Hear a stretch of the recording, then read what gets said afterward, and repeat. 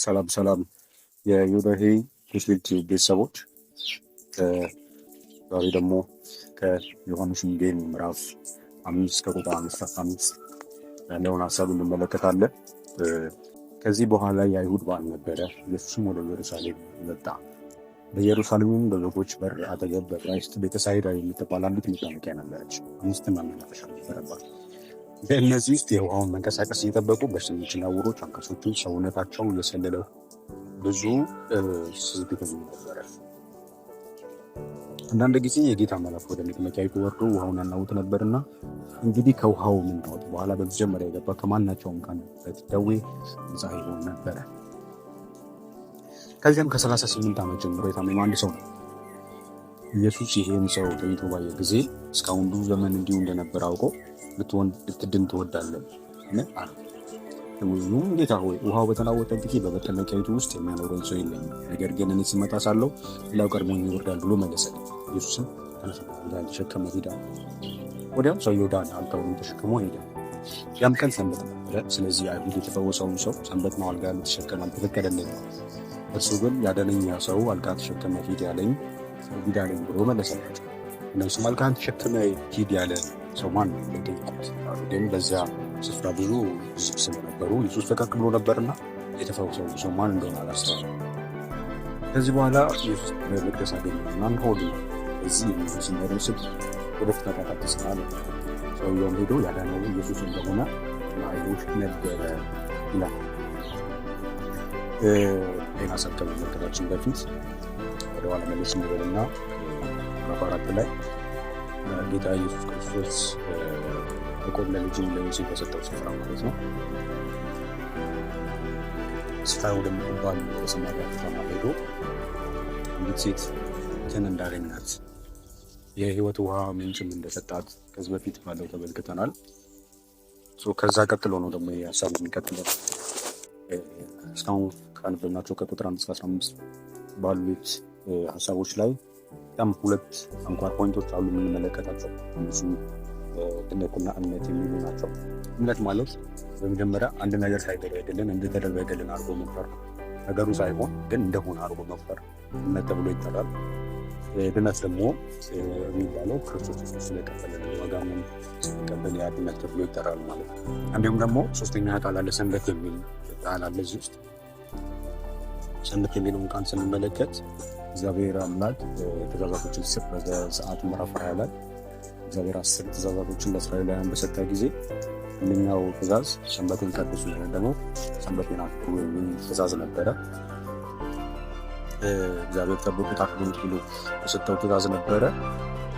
በዚህ ቀን አይሁዶች ምንም ስራ የማይሰሩበት ታይም ነው ማለት በቃ ምንም ስራ የማይሰራበት ቀን ነው ማለት ነው።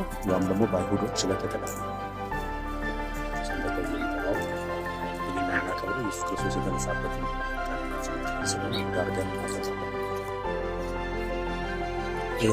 ምንድነው መልዕክቱ የሚለው ስንመለከት፣ መልዕክቱ እንግዲህ ስንመለከት የሚባለው ታሪክ ነው፣ የሚያወራው ታሪክ ነው። ስለ አንድ ሰው መፈወስ ነው የሚያወራው። ከ38 ዓመት ጀምሮ የታመመ ሰው ነበረ።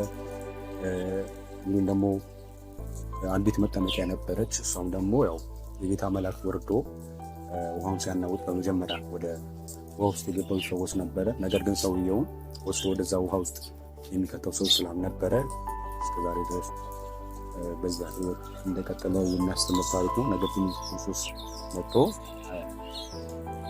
ሰው እንደፈወሰው ከነበረበት ስቃይ እንደገላገለው የሚናገር ነው ማለት ነው። ታሪኩ ይሄ ነው የሚመስለው። አሁን ወደኛ ምንጣና ይሄ ታዲያ ምን ያመለክታል? ለእኛ ምን ያስተምራል ብለን ስንመለከት ዙሪያ ልብ ብለን ስንመለከት ኢየሱስ ወደ ሰውየው እንደሄደ ሰውየው ካለበት ኢየሱስ እንደፈወሰው ሁሉ ኢየሱስ ደግሞ ከሰማይ ሊያድን እንደመጣ እኛን ከነበርንበት ሞት ፍርድ የሚያድን እንዲሁም ደግሞ ኢየሱስ ልትድን ትወዳለህ ሲለው ሰውየው እምነት እና ግን እግዚአብሔር ኢየሱስ እምነቱን ከእምነቱ በላይ ሰውየው እና እግዚአብሔር ከእምነታችን በላይ አልፎ እና ከኛ እምነት በላይ አልፎ እግዚአብሔር መስራት እንደሚችል የሚያመለክት ነው ማለት ነው። ምልክት ይሰጠናል። ምን አይነት ትምህርት ይሰጠናል? ጠቅለል ስናደርገው ክርስቶስ የፊት እኛን ለማለት ስቃበት የኃጢአት እስረኛ በሆነበት መንገድ ውስጥ እግዚአብሔር አምላክ እንዳወጣን ያመለክታል። በጥልቀት የሚያመለክተው እግዚአብሔር ለእኛ በጣም ትልቅ ፍቅር ስለሚኖረው ነው። እግዚአብሔር አምላክ አንድያ ልጁን ለእኛ ሲል ለሰው ልጆች ያለውን ብቻ ልጅ ለእኛ ሲል በመስቀል ላይ እንደሰጠው እግዚአብሔር ለሰው ልጆች ምን ያህል ፍቅር እንዳለው ሰዎች ምንም ያህል ኃጢአተኛ ቢሆኑ እግዚአብሔር ግን ከዛም ያለፍ ምን ያህል ትልቅ ፍቅር እንዳለው የሚያመለክት ነው ማለት ነው። ታዲያ ምን እናደርግ ያስተምረን የሚለውን ስንመለከት ክርስቶስ ኢየሱስ እኛን ለማዳን ከሰማይ መጥቷል። እኛ ከተፋንበት ኃጢአት እንድንድን መንገድ እንዲያሳየን መጥቷል። ይህን መንገድ መቀበል ይገባናል ማለት ነው። ተቀብለን የራሳችን ልናደርግ ከዛም በኋላ ደግሞ የዘላለም ሕይወት ልናገኝ እድል ይሰጠናል ማለት ነው። ምን እንድናደርግ ይናገራል ስንመለከት በክርስቶስ ኢየሱስ አምነን እንድንድን ከዘላለም ጥፋት እንድንድን የሚያመለክት ነው። ጠቅላላ አድርገን እንጨርሰው ይህን ሀሳብ። ይህ ሀሳብ ስለ አንድ ሰው መፈወስ የሚያወራል። ከ38 ዓመት ጀምሮ የነበረው ሰው መፈወስ የሚያመለክተው ፈወሰው ደግሞ ኢየሱስ ክርስቶስ ነው። ወንድሜ ክርስቶስ እኛን ለማዳን ስለመጣ እና ለመፈወስ እኛን ከነበርንበት ከኃጢአት በማንሳት ክርስቶስ ስለመውረዱ የሚመሰር ነው። የዛሬው ሀሳብ ይመስላል።